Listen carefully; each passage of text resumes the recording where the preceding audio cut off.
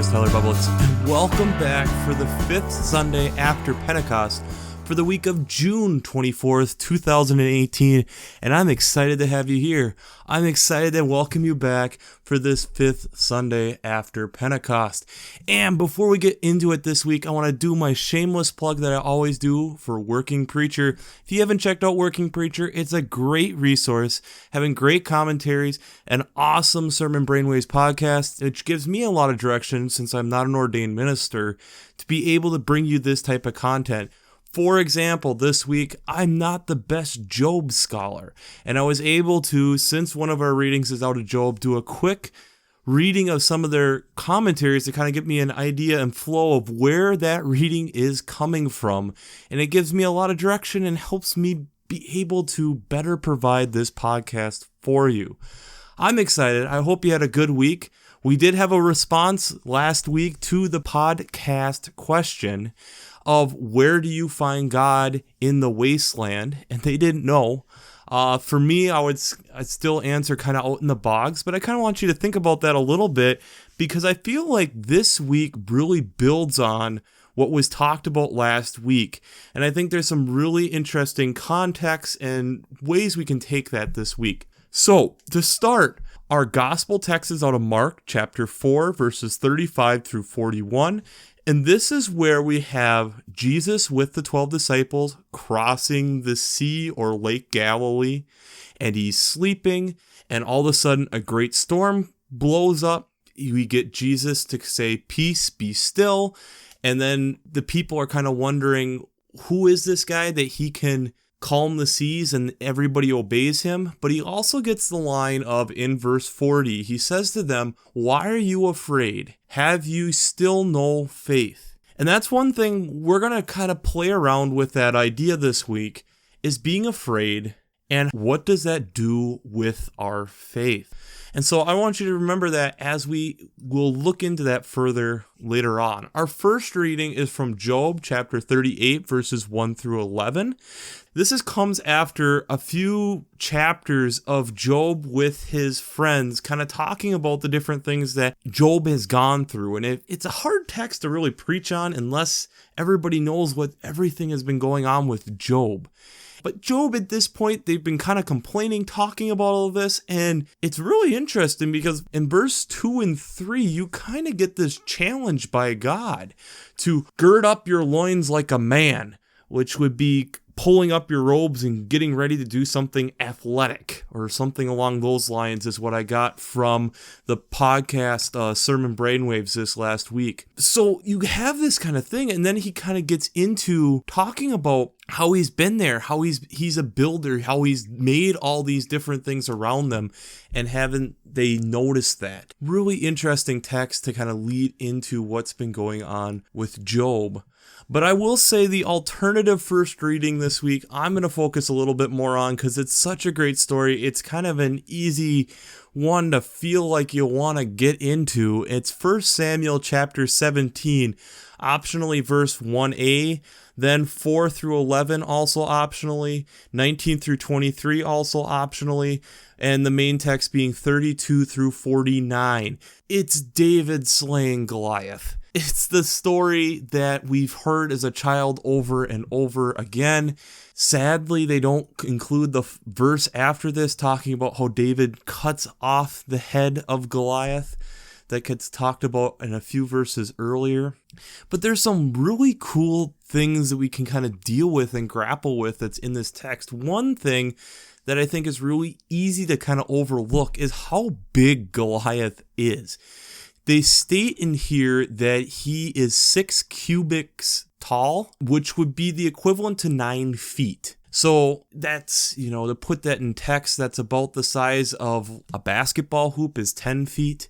You have, the tallest players in the NBA are typically 7 feet tall. And not quite as tall as a polar bear on its hind legs. A polar bear, they say, can be more than 10 feet tall. A grizzly is somewhere between 6 and 7 feet tall. So kind of somewhere in between that on their hind legs. To give you some perspective of how large this man is. And one of the things that it's the NBA draft is coming up this next week. I've been kind of listening to different things. I'm a big Timberwolves fan. And they talk about how arm span is usually, the human is about 2 inches longer than they are high, is their wingspan. Whereas NBA players, it's even a little bit bigger on average. So if you think about this, this is a man who is 9 feet tall with a wingspan of over 9 feet. It's crazy how big this man is. And then you, of course, get Saul trying to, when David says he's going to do this, give him his armor. It just looks silly. It doesn't fit him well. He says, let me do my thing. And we get the equivalent of the slingshot and the stones, drills him in the forehead or probably the temple, and drops him. And then they cut out the verse that he slays off his head, so that the Philistines now have to follow the tribe of Israel. But we'll get more into that. Some really, really cool stuff in there. The psalm this week is Psalm 107, verses 1 through 3 and 23 through 32. It leads so well based off of the former 2 readings of how God is able to work with us if we are open to Him working with us. Because He is able to work through all these different things because of His love, because of these different things. Which leads right into what Paul is stating in 2 Corinthians chapter 6, verses 1 through 13. And that we're not taking this grace purely in vain, coming from verse 1, but that as we have the love of Christ that we've been hearing about the last few weeks from Paul, he opens us up to see these different things that are going on around us. And that because of that love, we're able to do more for the Christian community, which is what Paul is striving for in this reading. So as I was getting into this and thinking about how do I bring a science perspective to these readings, I was thinking a lot about that David story and really thinking about how does that work with the gospel text. And like I stated in verse 40, why are you afraid? And I started thinking about this because you have that direct quote from Mark. You have the reading from Job, who's kind of asking, where has God been? I've gone through all this stuff, and you can see it as it could easily be frustration or fear. Where has he been? And then you have this whole thing with David and Saul, and that David's nuts. What are you going to do? You're a shepherd. You can't take on this guy. And then, okay, if you're going to, let me give you my armor. You need this. So then he gives him that, and it doesn't fit. And so then David's like, let me do my own thing, which I think can bring in a whole nother subject for a whole nother day of this young person comparative to the rest of the army being able to say, this is what we need to do, and just goes and does it. It's really interesting that way. But I was thinking about these kind of 3 readings and how much fear is playing into that. And it's such a human emotion. And what does science really have to say about fear? And so fear, we can pretty much tell, comes from the amygdala. It's a part of the brain. It controls feelings, and because fear is so easy to judge, there's actually been a decent amount of tests done with fear on the amygdala. One of the things I'm going to attach is from the doctors. He gives some basic summary of what's going on. When the amygdala is being sensed that there is fear, it then goes to your adrenal glands, and the adrenal glands will then release adrenaline. And if there's additional stress, you'll get cortisol. And it's these chemicals rushing through your body to get you into this fight or flight mentality, which you've heard about your whole life, probably. When I started thinking about this, and there's easy things you could talk about from, it's in our DNA, it's probably from our ancestors, it's a way of survival, which, yeah, it's that. But why is Jesus talking about this? And the reason that I feel that Jesus talks about this is think about what is all going on there. The amygdala is telling the body to get into a mode to get ready to fight or fly because there's sensed danger. And with that sensed danger, it's then all becoming about, forget about everybody else around me, it's all about me. I have to do this because I need to survive. When we're afraid of something, we no longer think about all these other things. It's about us. We're in our own head. We're trying to survive. Which then when you look at like the Job reading and God challenging Job, makes sense. He's tapping into that anger and frustration, saying, well, if you really feel that way, you ready to take on me? You really want to challenge yourself that way? You look at what's been going on with the tribe of Israel to the Philistines. The Philistines have them at a standstill, saying whoever loses becomes the other one's slaves. The tribe of Israel is just petrified. They're scared. They don't know how they're going to survive. They're worried just about them, not what God's telling them to do. God has promised that they're going to get through this, but they're not thinking about that. David then hears the call from the Lord and goes and does it. Jesus is saying the same thing. Why are you getting so scared? You get to a point where you're not thinking about how can we work together. You're just scared for yourself. And that's where then we kind of get into like the Corinthians reading is if we're afraid, we can't help all these other people because we're so worried about our needs and what we're going through. We're not able to see the beauty that God has created around us. Another example and I'll attach the video down below that I ended up running across just before this was a video from SciShow. If you've never checked out SciShow, it's really, really good. It's just short little science tidbits they put out pretty much daily that come from John and Hank Green. And if you don't know who those guys are, John and Hank Green does more of the science stuff. John Green has books. They have tons of great material for different education stuff. They have crash course like U.S. history, biology, chemistry, tons of stuff. I'd highly recommend checking them out. And I've linked some of their stuff before. But he came up talking about medications coming from super toxic critters, coming directly from his video. And I just listed a couple. I'll let you watch the video for other ones. But for example, the venom of the South American pit viper made a drug called Caprafil, which was the early stage of high blood pressure medication. They started noticing with the venom how it was killing its prey was the loss of blood pressure. So it was the idea of if we can harness this, if we control this, we could then make some type of medication to help with high blood pressure. The early stages of the medication that we have today to help deal with high blood pressure. Another example of this is a marine snail called the cone snail, which it has a xenotoxin that is a painkiller that's stronger than morphine. It's not addictive, but it's this super strong painkiller. And it's still, they're trying to work out some of the different kinks. They're able to use it in certain situations, but it's looking optimistic. And they're already starting to utilize it.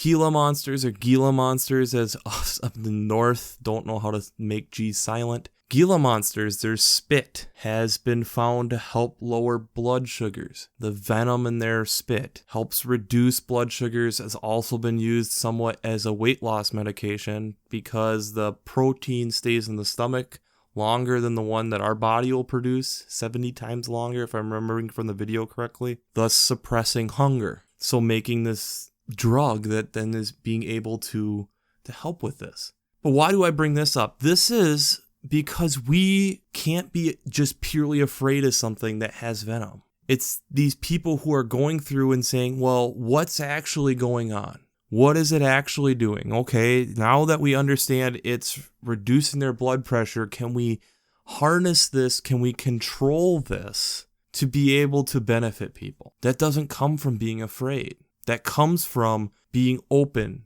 thinking about others, letting faith intervene. And one of the things, you look up faith with the brain, it's really, really complicated.